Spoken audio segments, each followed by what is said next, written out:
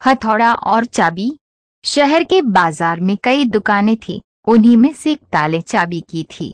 उस दुकान में ढेर सारे ताले चाबी थे। लोग ताले खरीदने वहां आते। कभी कभी मुख्य चाबी गुम हो जाने पर डुप्लीकेट चाबी बनवाने भी उस दुकान पर आते। उसी दुकान में कोने में एक मजबूत हथौड़ा भी पड़ा हुआ था, जो ताला तोड़ने के काम आता था, लेकिन उसका प्रयोग कभी कभार ही होता था। कोने में पड़े पड़े हथौड़ा अक्सर सोचा करता कि मैं इतना मजबूत हूँ, इतना बलशाली हूँ, इसके बाद भी इतने प्रहार झेलता हूँ, इतने प्रहार करता हूँ, तब ही ताले को खोल पाता हूँ। लेकिन चाबी इतनी छोटी होने के बावजूद किसी भी ताले को बड़ी ही आसानी से खोल लेती है। ऐसा क्या है इस छोटी सी चाबी में? एक दिन जब दुकान बंद हुई तो उससे रहा ना गया। उसने चाबी से पूछ ही लिया, चाबी बहन, मैं बहुत दिनों से एक बात सोच रहा था, किंतु बहुत सोचने के बाद भी मैं किसी निष्कर्ष पर नहीं पहुंच पाया। क्या तुम मेरे एक सवाल का जवाब देकर मुझे निष्कर्ष तक पहुंचने में मदद कर सकती हो? पूछो भाई, बन पढ़ा तो तुम्हारे सवाल का जवाब मैं तुम्हें अवश्य दूंगी।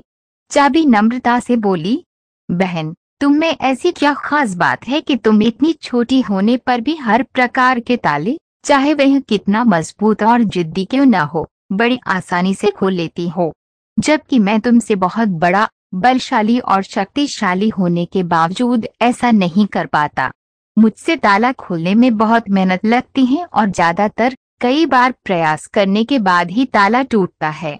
चाबी मुस्कुराई और बोली, बहुत ही साधारण सी बात है हथौड़े भाई, तुम ताले पर प्रहार करते हो, इस तरह तुम उस पर बल का प्रयोग करते हो और खोलने के प्रयास में उसे चोट पहुंचाते हो। ऐसे में ताला खुलता नहीं बल्कि टूट जाता है, जबकि मैं बिना बल का प्रयोग किए और ताले को चोट पहुंचाए बगैर उसके अंतर्मन में उतर जाती हूँ। इसलिए मेरे निवेदन पर ताला तुरंत खुल जाता है। सिख जीवन में कई बार ऐसी परिस्थितियां आती हैं जब हमारे सामने हथौड़ा या चाबी बनने का विकल्प होता है। किसी का दिल जीतना है तो उसे हथौड़ा बनकर जोर जबरदस्ती से नहीं जीता जा सकता, बल्कि चाबी की तरह उसके दिल में उतरकर जीता जाता है। इसी प्रकार किसी से कोई काम करवाना है तो डरा धमकाकर और जबरदस्ती दबाव डालकर भी काम करवाया जा सकता है, लेकिन ऐसे में कार्य के प्रति उत्साह और समर्पण भावना नदारद रहेगी।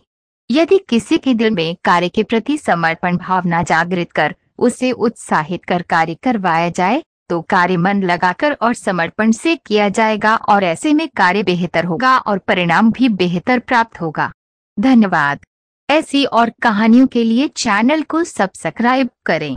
चैनल पर हर कहानी हिंदी और अंग्रेजी दोनों में उपलब्ध है। इससे आपको अपने बच्चों को अंग्रेजी और हिंदी सिखाने में आसानी हो।